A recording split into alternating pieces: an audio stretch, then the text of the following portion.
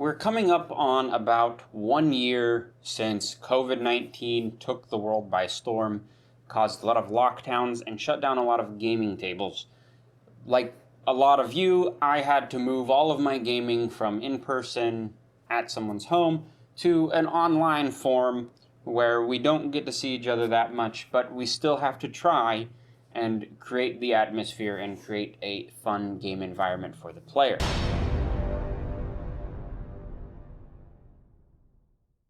Hey fellow Game Masters, I'm Richard Quiner and welcome to the RPG Daily, your daily dose of all things tabletop role-playing games, helping you build your world and master your game. Like I said, this is all about running games online and the different tools that are at our disposals to do that more effectively.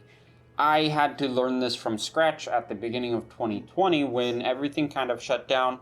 I found myself needing to find ways to keep my games going because it's what we needed at the time was some good old D&D. So in this last year, I found myself playing a lot of Dungeons & Dragons online, running a lot of games online, probably playing more D&D than I had before in person.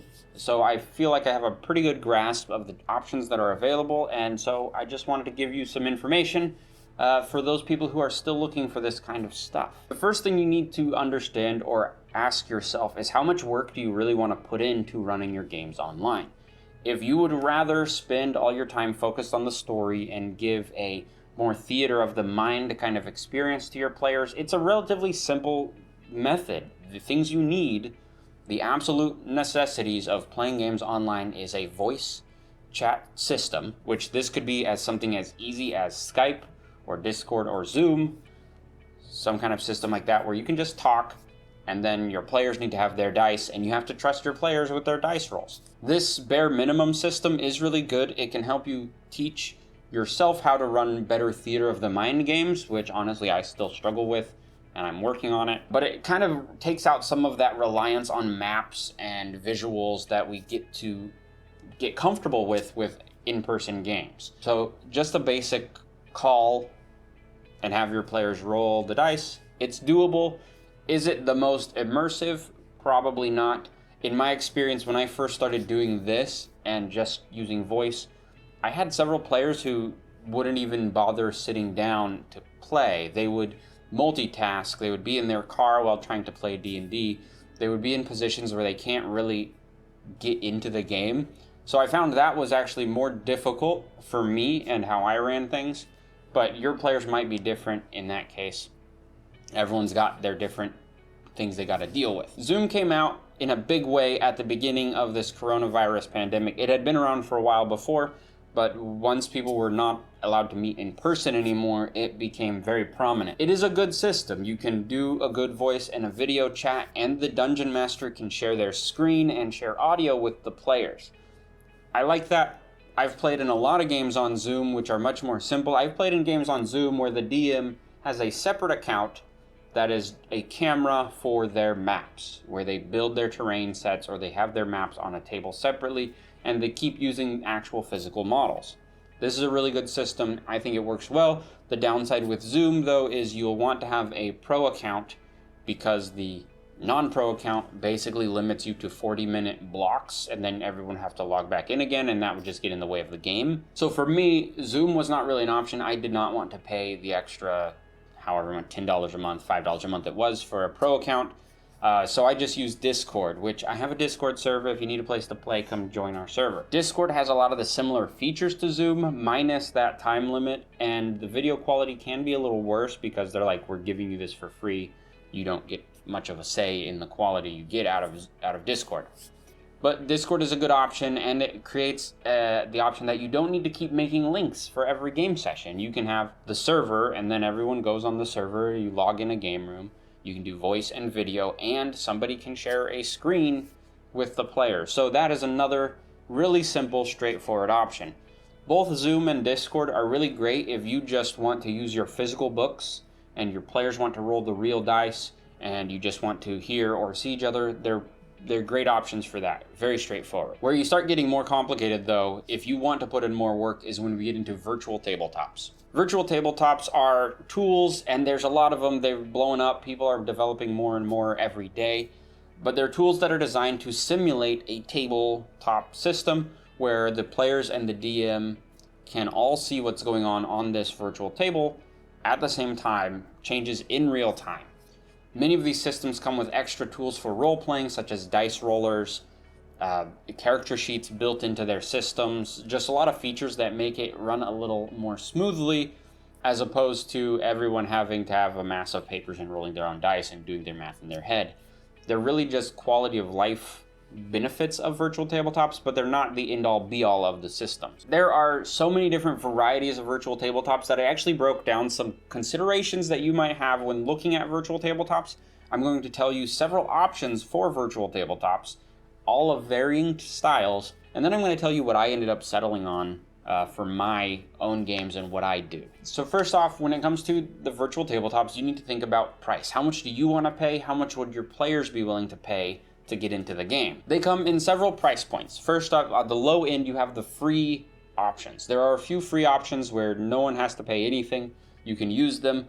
The downside of those is usually they're less feature rich. They have more limitations on what you can actually do with the system, but they're perfectly viable options. We'll get into details when we talk about the actual systems. Next, you have the option that one person subscribes to a service. This Roll20 is a perfect example of this. If you want premium features, one person has to be subscribed, and then everyone else can share in those premium features and play at that game. There are those kind of systems. Then there is the options where one person has to outright purchase the software. One person buys it, everyone can connect and play the game. Another really good option, if you don't like the idea of subscription business models, it's there for you. And then the most expensive, is the option where everyone has to purchase something. These ones are a little less common. They're a little more fully featured kind of systems, but they make their money by everyone using them. We do have a couple of those on the list later on. A big consideration that I ran into is what technology can actually run your virtual tabletop. I am a nerd. I'm a nerd with video gaming, PC gaming history, video editing history, so I have a pretty monster computer that can do a lot of stuff. My players, not so much. A lot of them have jobs or work in fields where they don't need a lot of processing power to do what they do. If they play video games, they have a console. If they need a computer, it's just for emails or writing something. So they have kind of lower end systems. And I've played with people who don't have computers at all, and all they have is a tablet or a phone. You really need to keep in mind what your players have, because that will impact their enjoyment of the game and yours as well. So the tiers I kind of broke this down into is computers, like higher end computers is an option. If everyone has a higher end computer, you have more options of what you can do. You have kind of the lower end computers, which could be old laptops. Chromebooks are an example of this, which limits your options. Then you have tablets and cell phones. Smartphones, ideally. If you have a player who doesn't have any of these, that's a different thing you need to discuss and figure out. But tablets and phones, there are some options available. There are, but they're not the most amazing options. The last thing that I took into consideration that I encourage you to think about is, what is the learning curve of the software? How much time do you want to take learning this tool, and how much time do you want your players to take learning the tool so they can enjoy the game? You have easy tools that are kind of plug and play and you get going real quick, all the way up to the more skilled tools that take some networking kind of information or understanding. And then you have some that are pretty quick to set up, and then they can be very difficult to master and to really get good at all the features that they have in those systems. So you have to ask yourself all these questions. How much do you want to spend? What kind of technology is at our disposal as a group? And how much do we want to learn to be able to play? If you really don't want to spend anything and you don't have a whole lot of technology and you don't want to take a lot to learn, I suggest go check out Zoom or Discord and those options, because those work on smartphones, they're free, and they're really easy to use. So now I have a whole list of virtual tabletop options, and I've laid out some of the pros and cons of each of them. Forever ago, I did a video about Google Draw. That's the first one on my list. It's free, it's super easy, but it has no features. There's no dice roller, there is no audio or video chat system built in. It's really just the most basic thing you can do. I would suggest using this in conjunction with something like Zoom or Discord if you want to be absolutely free. So then you can have that virtual tabletop experience where the players can move their tokens around and you can see the map clearly. And it would run on pretty much anything. You don't have to have a lot of good overpowered systems to do it. So Google Draw is a very basic option. Next on my list is kind of the granddaddy of virtual tabletops. It's Roll20. Roll20 has been around forever. They have a huge user base. They're massive. They have free and premium subscription models. I think they have different tiers of subscription models. So if you want to pay more, you get more features out of the software. They have a huge marketplace where people sell art assets that they've done that you can then import into your games and use on your tabletops. These things have been around for a long time, well before COVID happened. As online gaming became more and more prominent, they were there picking up that slack. The downside of Roll20 is it really feels dated. It feels like you're using Windows 98 in a Windows 10 era. It just feels like it's slow. It isn't as smooth or intuitive as one might hope for from a software that's been around forever. And sometimes it feels like the developers have just kind of stopped.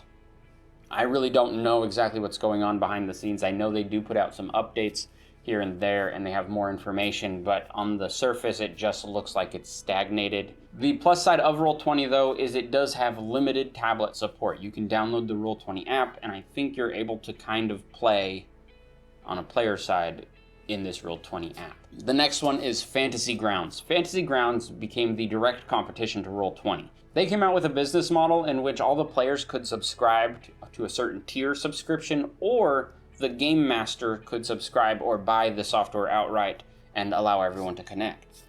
When I was dealing with Fantasy Grounds, I found it was a little more complex to get started than Roll20 was. Roll20 runs in your browser and you plug it in and you go. Fantasy Grounds, you had to do a little more networking, port forwarding, this kind of stuff. And the interface to me was a little cluttered and it had this fantasy aesthetic, which is cool, but at the same time it wasn't intuitive when I used it back then. Later on they came out with Fantasy Ground Unity, which uses a game engine to allow you to have more dynamic lighting and animated tokens, which is really cool. You can use actually game engine models inside Fantasy Grounds. But when they came out with that, they kind of raised a little stink because they had initially put Fantasy Grounds as buy this, you get it forever. And then they came out with Fantasy Grounds Unity and are charging people for that. That's their business model. It's fine, but people weren't happy about it. That's just the way it is. So those are like the two bigger options, Roll20 and Fantasy Grounds. Next, there is a really small one with a small dedicated community around it called Astral Tabletop, which I've looked at them and I kind of dabbled. I'll tell you my story of finding a virtual tabletop in a little bit, but I had dabbled with Astral Tabletop. They have animated tokens, dynamic lighting, all the features that you could get from Roll20 with their premium super subscription, you get on Astral Tabletop with just one subscription. There's no upselling that they do. It is a small, dedicated community of people who love the tool and are still working on it, so that is a really good thing to see, and it feels up to date. It doesn't feel like it's old, because it's not. And on top of that, it's pretty easy to get set up. To get your players connected to it, it's a pretty straightforward system, which was kind of cool. Next, we're going back to the high end. We're looking at Tabletop Simulator. Now, Tabletop Simulator, you can find it on Steam. It's a game. It's not so much just a virtual tabletop. It kind of is. But it is a full 3D render of a game room that can then be customized and set up to be whatever game you want. So a lot of people can use this. You can build 3D terrain on this virtual tabletop. Players can log in and access it and move around as if they're standing around an actual table. This works really good for wargaming because you can just put all the models out there and play your war games. The downside of Tabletop Simulator, though, is everyone has to have their own copy, and while sometimes you'll find it on sale on Steam, the standard copy is $20, so everyone would have to buy that $20 software in order to use it, and they have to have a system that can run it. If someone's working with just a Chromebook or a tablet, they're not going to be able to use Tabletop Simulator. That was the main reason why this one got taken off my list when I was looking at playing online games, is because those hurdles of the cost and the system needed to run it were just a little too much for me and my choices. But if you have a group of players who all have decent enough computers and they have this already or they want to play on this, this is a great tool. You can get some really immersive systems set up and it has everything kind of built in, and there's so much for it. But the cost and the technology requirements are a bit much. Next is a tool called Map Tool. Now this one is neat. It's kind of like a Roll20 type system where it's simple top-down display only. The big difference is this is open source, so the code is out there. People can add on and make changes, and it constantly gets updated. Some really powerful tools start open source, and because communities get behind them and build them into something great, they're really neat. Map Tool was designed to be a simple, easy to use interface. I think right now the features are relatively limited compared to other softwares, but it's another thing to keep an eye out if you're looking for free and easy. You got Map Tool. Now I just want to talk about a couple upcoming virtual tabletops. These things are still in development, and they are trying to change things. They're trying to make things really neat and interesting. First up, we have Tailspire, which was on Kickstarter. I missed the Kickstarter, but they're a virtual tabletop simulator competitor is kind of how I see them. They let you create maps in 3D. They let you import tokens or 3D models of miniatures that you can use to move things around, and it can recreate that tabletop experience in a 3D space, which is really neat. Currently, they're slated to have a release sometime early 2021. I'm patiently waiting on Steam, watching my Steam wish list. I've logged onto the Discord. I'm waiting to see what happens. What I have read, though, is at first they plan on making it so everyone has to buy their own copy of it. It is not like other virtual tabletops where one person has to purchase it.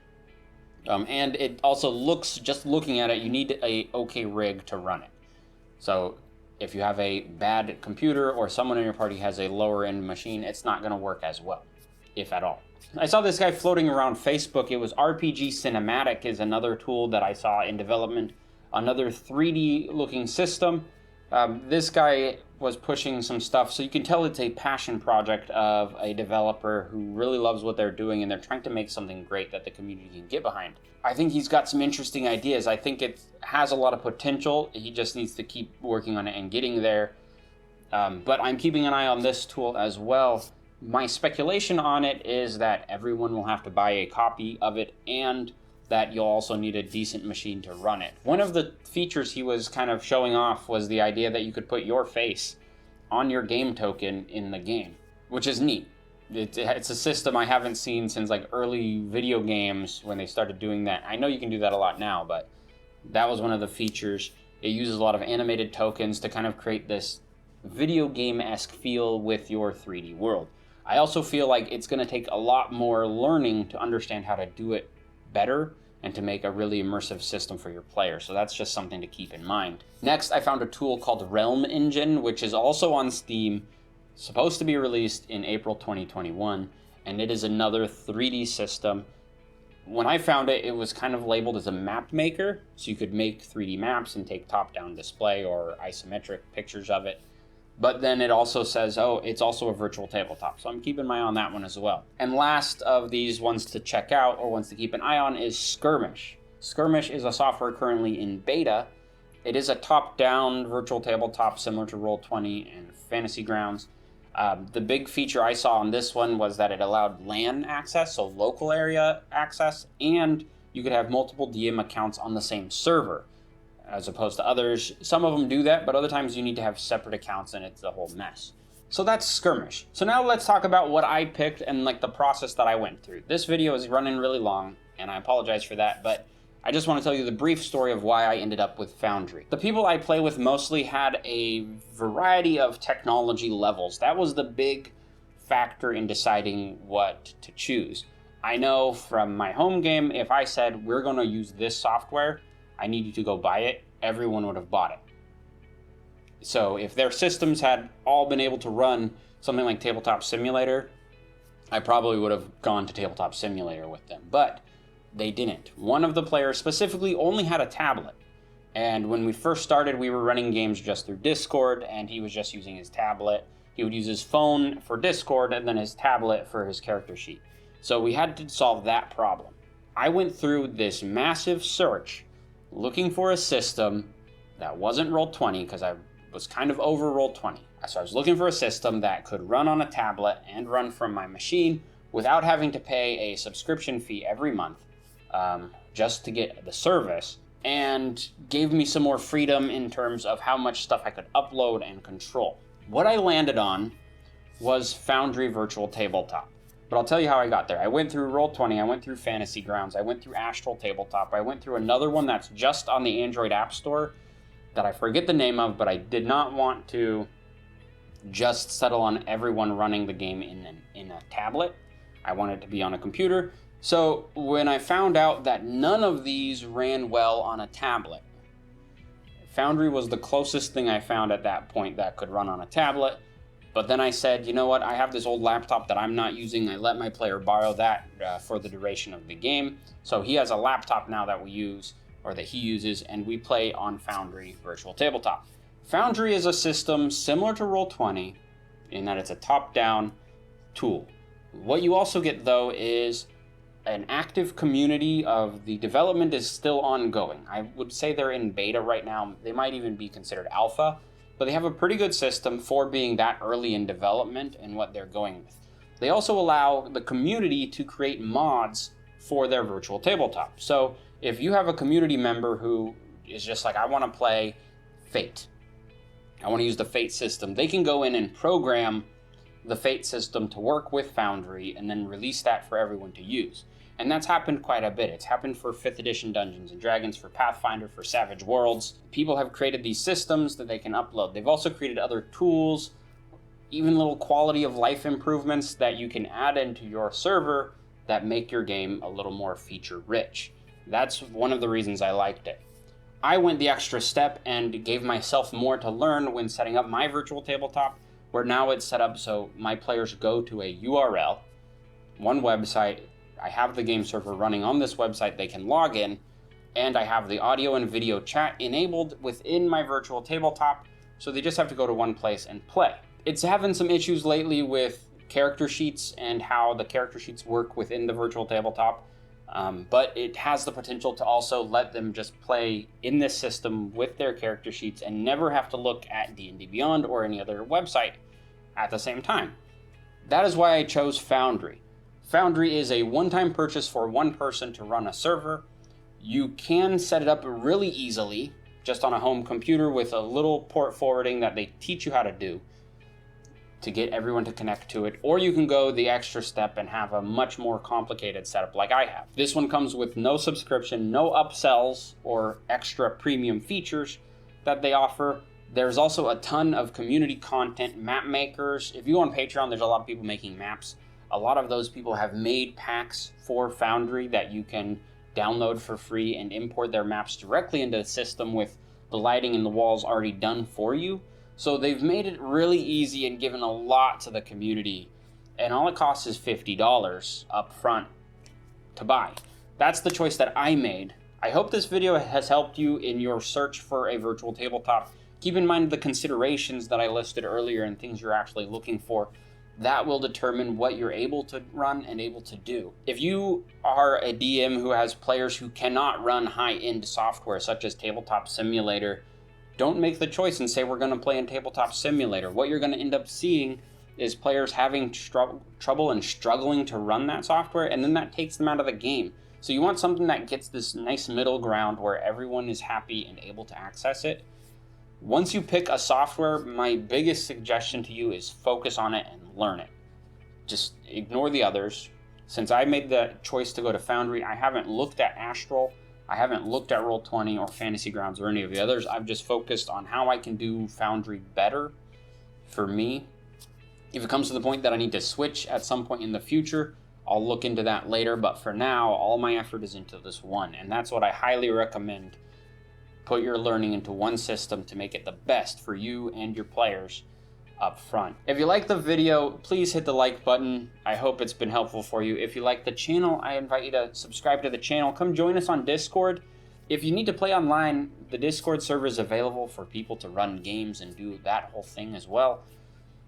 If you need some 3D models, if you need some models printed up, monsters, heroes, etc., Come look up my Etsy shop, Adventures in 3D. The link will be in the description. Anything you purchase on there is helpful for the channel, and if you use the code RPGDaily10, you get 10% off at checkout. All that being said, I'm Richard Quiner. Thanks for watching.